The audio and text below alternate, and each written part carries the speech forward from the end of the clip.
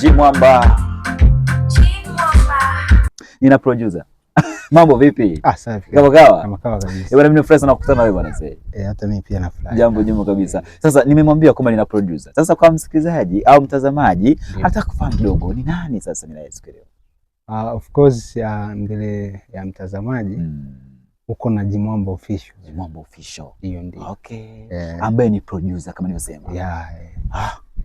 Sawa. Jimwamba Official, mtazamaji ajijue kidogo kwa undani zaidi Jimwamba Official, sawa? Lakini hilo jina lilikuwa vipi na lingine jina ambalo vyeti vinajua shuleni? Of course majina halisia mimi ni Aidan Alexander Mchwampaka. Hayo ndo majina yangu niliyopewa na wazazi. Okay. Lakini kwa majina ya kazi na ni Jimwamba. Yeah. Sawa. Ilikuwaje tukamwona Jimwamba? Ikawa Jimwamba. Of course hili ni jina ambalo walikuwa wanapenda sana kuniita washikaji zangu, wadau wangu kipindi tupo shule.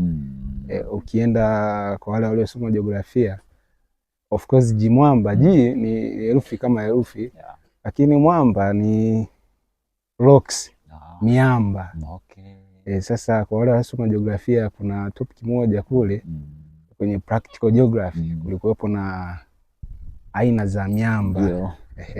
Hasa kule kuna namna fulani ilivyokuwa kitoka maswali ya staili ile nilivyokuwa naweza kupambana nayo vyema. Sasa moja ya nanili miamba ambayo nilikuwa na majibu ambayo nilikuwa naweza kuyatoa vyema katika mada ile, kulikuwa na igneous rocks, sedimentary rocks na metamorphic rocks. Sasa mimi nilikuwa nikifika hapo swali hata kama leo linalenga kwenye maswali ya igneous rocks, sifa zote za igneous rocks nilikuwa naweza kuzi mention vizuri. Sasa ikatokea tu kama masiara wakaanza ile kwanza kule walikuwa wananiita G-rock. Lakini hivyo kuja kuanza kazi kabidi sasa ile rock ni transfer kutoka kwenye English kwenda kwenye Kiswahili. Sasa ndio ikawa Jimwamba of course. Mtazamaji, tumejua Jimwamba, tumejua historia fupi ya Jimwamba kwamba kule geography bwana katika shule alikuwa anafanya vyema, alikuwa anapasua miamba pasho. Lakini pia katika Jimwamba bwana tumeona imeleta utofauti kidogo na katika kazi ambazo anazifanya, either way kwa kuproduce kazi za wasanii, umwamba unaonekana. Sahihi kaka, ndio. Ni katika hali ya kujituma na kutambua nini unafanya. Okay. Ndio inakuwa vile. Safi kabisa. Yes. Tujue historia kidogo Jimwamba. Jimwamba alianzaje hadi kufika hapa alipo? Kidogo ni historia ndefu. Lakini kwa ufupi ni story ndefu. Sasa tutakatakata angalau ili tuone Jimwamba sasa hivi tofauti na Jimwamba zamani. Of course sana. Jimwamba yule na Jimwamba sasa hivi ni vitu vile tofauti kabisa. Hatua madadi nyingine labda ambao ulianza na keyboard, yani ulianzaje? Of course mimi nilianza kufanya muziki kwenye simu. Nilikuwa nikitumia simu kama masiara tu. Kipindi hicho nakumbuka nilikuwa naishi kwenye form 1 kama 2017 hivi. Nilikuwa natumia simu ya Itel. Ile simu bana nilikuwa kuna software fulani, ukienda kule Play Store, TuneMe, kuna program moja ilikuwa inaitwa TuneMe. Sasa nilikuwa na download zile nikiwa peke yangu, nikiwa nyumbani nimetulia na najaribu kuimba, najirekodi mwenyewe maana yake naimba. Then baada ya pale ndo nikagundua kwamba bana na kitu kulingana na passion ile nilikuwa nayo ya kufanya kazi ya muziki. Sawa. Mbeleni mambo yalivyoenda ujue, of course nilipata bahati, mama yangu mimi akawa ananisupport sana kwenye kwa upande wa ndoto yangu. Kwa sasa nilivyomuelezea situation nani akasema okay, haina budi wewe kufanya unachofanyaje unachokipenda. Ndio ni safari yangu sasa ya muziki ikaanzia hapo. Na nakumbuka nilipofika mwaka kwa ulianza kama unaimba. Of course kabla ya producer. Nilianza kama naimba na kipindi hicho nilikuwa naenda pia hata kwa producer wenzangu. Kipindi hicho alikuwa ni kina nani ambao alikuwa anajulikana? Kwa sababu kuna producer mmoja na appreciate sana huyu brother anaitwa Sam Master. Sam Master. Of course kuna kipindi fulani alifanya vizuri hapa Bukoba na nilikuwa naenda sana kwake. Yaani nilikuwa nikikaa mwenyewe stuli. Naenda pale namchukulia blaza, mimi nina kazi, nataka nirekodi labda. Ananisikiliza, ananipa ushauri, ninapokosea naambia hapa. Lakini sasa nikawa pia naenda hata kwa maproducer wengine tofauti. Changamoto ikaja kwamba ninapokaa na ninapoenda kupata huduma ya studio ni mbali. Sasa nikawa nawaza nafanyaje ili kuepuka hizi gharama. Akili ikanijia, why nisiproduce muziki kabisa, nikaanza kuzalisha kama maproducer wenzangu wanavyofanya. Ndio tukaanzia hapo. Ikabidi sasa niende kabisa kusoma masuala ya production. Nikapiga, Mungu akasaidia nikamaliza, nikafungua ofisi yangu. Na hiyo ndoto ya kuimba haikuishia hapo, uliendelea nayo mpaka sasa?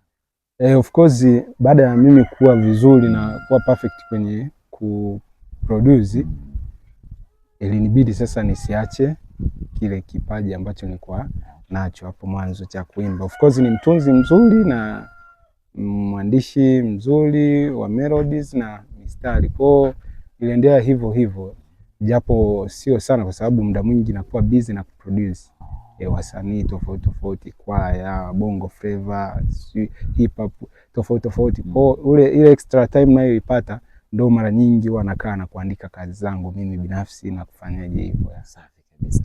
Ugumu unaona uko wapi kati ya muziki ambao una kuimba na kuproduce muziki? Kuproduce muziki blaza ni ugumu. Of course kunataka ukaze. Yaani ni production ni kitu ambacho hutaki kukichukulia hizi. Mara nyingi ukichukulia kuzalisha muziki kawaida unaweza kuishia ile ndio hivyo usikiki nini muziki, kwa sababu unahitaji uwe na sikio zuri na uhakikishe una represent kitu ambacho kitawahi kuwateka akili wasikilizaji na waweka katika standard ambayo soko linahitaji. So ukiteleza tu kidogo inakuwa issue. Kwa hiyo unaweza nikasema kwamba kati ya kuimba na kuproduce ni kidogo ni ngumu. Ukaenda kwenye muziki, vitu vinaenda. Tunaona Jimwamba ukimleta hapa ukamwambia ndanaye produce, watu watakataa kwa sababu una kitu Jimwamba. Mimi mwenyewe ni shabiki mmoja wapo ambaye ni nasikiliza nyimbo zako, by the way kuna kitu kimo. Na endapo labda usingekuwa Bukoba huko Kagera, ungelikuwa labda nje ya Kagera, nadhani tungekuwa kama wakina Kusa wakina Aba wakina Junior, moja kwa moja live bila chenga. Come on.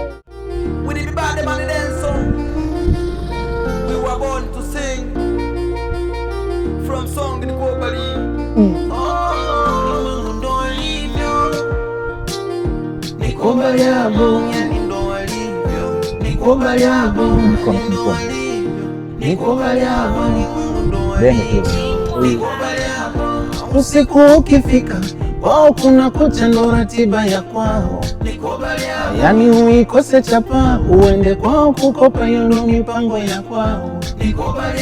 Riziki wakuzidie ulandelande mitaani ndo furaha yao. Ulipime ukimwi ndo anayekucheka kweli akikuta unayo. Na kimbisimbisi omkiro katikomile ombwakia mwana waigoroke wanda wotakiani wakikora alomwanyini wakuzika norora ombusoni kalikwela omtima ni nyampara wenjera unahisi ni ndugu yako ndanaye kuzunguka kukunyang'anya vyako, unaedhania mtu mwema kumbe ndiye katili kazi yake kuteka.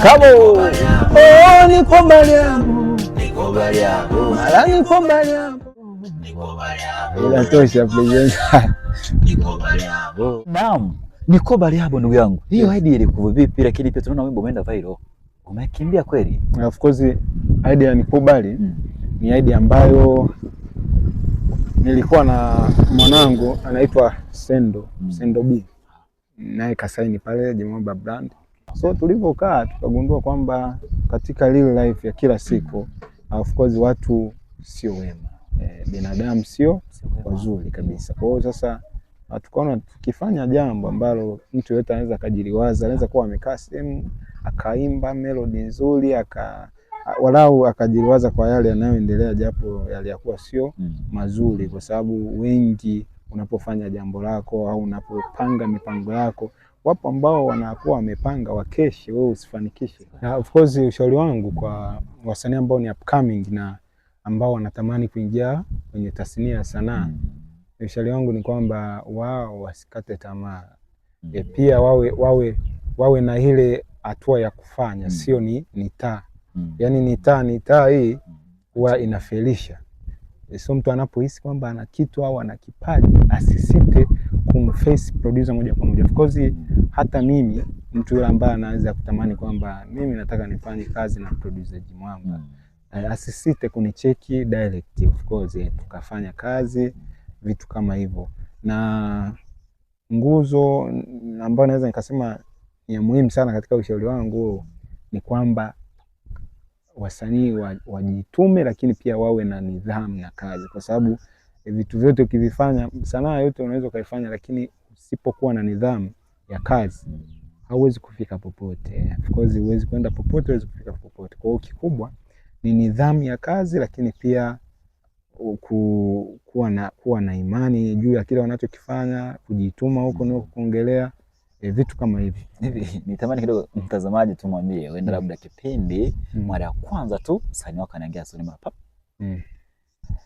yule ambaye alikuwa juu yule, changamoto gani mlikutana nayo pale? Yani jamaa yupo tu, yani hata kusikika, lakini because nataka kuja kwa Mwamba huko. Kuna baadhi ya wasanii na baadhi ya wasanii anakuja studio, lakini ukimwangalia unaona kweli hapa kipaji bado, lakini hana nia ya kufanya kile kitu. Sasa kitu ambacho huwa tunakifanya of course kwa mara ya kwanza, utompiga msanii, utomfukuza.